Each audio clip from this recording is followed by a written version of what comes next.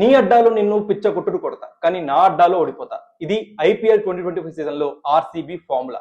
As expected RCB ఈ season లో అవే matches అన్ని గెలుస్తూ వస్తుంది. హోమ్ గ్రౌండ్ లో మ్యాచెస్ ఓడిపోతుంది. అది బిగ్ కన్సర్నే. బట్ అవే మ్యాచెస్ గెలవడం చాలా బిగ్గెస్ట్ ఛాలెంజ్ కదా అండ్ టాస్క్ కూడా.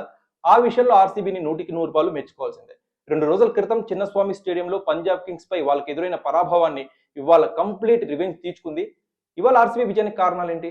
Both bowling department and batting department. ముఖ్యంగా ఆర్సీబీ ఫస్ట్ ఇన్నింగ్స్ లో వేసిన డెత్ ఓవర్స్ ఈ మ్యాచ్ కి క్రూషియల్ ఇంపాక్ట్ గా మారాయి. అండ్ సెకండ్ ఇన్నింగ్స్ లో దేవదత్ పడిక్కల్ అండ్ విరాట్ కోహ్లీ వీళ్ళిద్దరి పార్ట్నర్షిప్ ఈ మ్యాచ్ విజయంలో కీలక పాత్ర పోషించాయి. ఈ మ్యాచ్ లో ఆర్సీబీ ఖచ్చితంగా గెలవాలి అనే ఇంటెంట్ తోనే ఆడిందని చెప్పడానికి ఒక ఇన్స్టెన్స్ మీకు చెప్తాను. దాన్ని బట్టి మీకు క్లారిటీ వస్తుంది.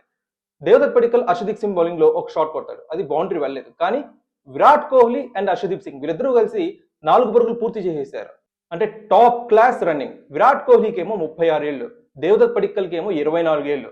అయినా కానీ విరాట్ కోహ్లీ 4 పరుగులు పూర్తి చేయడానికి దేవదత్ పడిక్కల్ ని పుష్ చేశారు చూసారా. ఆ విషయంలో ఖచ్చితంగా విరాట్ కోహ్లీ ఫిట్నెస్ లెవెల్స్ కి హ్యాట్స్ ఆఫ్ చెప్పాల్సిందే. ముఖ్యంగా సెకండ్ ఇన్నింగ్స్ లో ఫస్ట్ ఓవర్ లోనే ఫిల్ సాల్ట్ అవుట్ అయిపోయాడు. చిన్నస్వామి స్టేడియంలో ఎలా అయితే ఫస్ట్ ఓవర్ లో అవుట్ అయిపోయాడు, ఇవాళ కూడా ఫస్ట్ ఓవర్ లో అవుట్ అయిపోయాడు ఫిల్ సాల్ట్. దాని తర్వాత పంజాబ్ కింగ్స్ చేసిన ఎక్స్పెరిమెంట్స్ అన్ని కూడా RCB batsmen Virat Kohli and Devdutt Padikkal ముందు ఫెయిల్ అయిపోయాయి.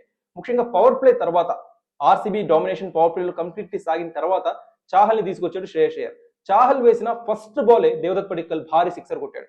అప్పుడే ఫిక్స్ అయిపోయారు పంజాబ్ కింగ్స్ ఫ్యాన్స్ అందరూ కూడా ఇవాళ మ్యాచ్ ఆర్సీబీదే అని. మనం ఆర్సీబీ డెత్ ఓవర్స్ గురించి కూడా ఒకసారి ప్రస్తావించుకోవాలి.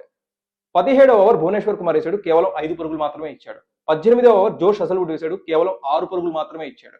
19వ ఓవర్ భువనేశ్వర్ కుమార్ వేశాడు, కేవలం 7 పరుగులు మాత్రమే ఇచ్చాడు. అండ్ 20వ ఓవర్ జోష్ హజల్వుడ్ వేశాడు, కేవలం 10 పరుగులు మాత్రమే ఇచ్చాడు. దీన్ని బట్టి అర్థమవుతుందా ఆర్సీబీ డెత్ ఓవర్స్ లో ఏ రేంజ్ లో డామినేట్ చేసి పడేసిందో పంజాబ్ కింగ్స్ ని. అండ్ స్పిన్నర్స్ కూడా కృణాల్ పాండ్యా అండ్ శ్రేయాస్ శర్మ వీళ్ళిద్దరూ కూడా చాలా అద్భుతంగా బౌలింగ్ వేశారు. చిన్నస్వామి స్టేడియంలో శ్రేయాస్ శర్మనే ఒక రకంగా ఆర్సీబీ ఓటమికి కారణం.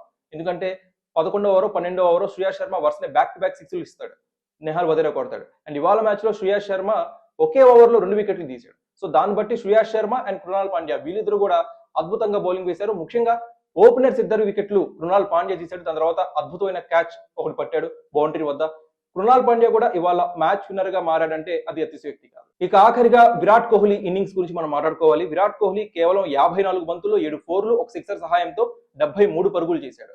విరాట్ కోహ్లీ ఎక్కువ ఫోర్లు సిక్సర్ల కంటే స్ట్రైక్ రొటేషన్ పైనే ఎక్కువ ఫోకస్ పెట్టాడు. అంటే సింగిల్స్ టూస్ దీని ద్వారానే ఎక్కువగా విజయం వైపు ఆర్సీబీని తీసుకువెళ్ళాడు. ఇవాళ మ్యాచ్ లో రిక్వైర్డ్ రన్ రేట్ మెల్లగా తగ్గుతూ వచ్చిందంటే విరాట్ కోహ్లీ చేసిన స్ట్రైక్ రొటేషన్ వల్లే.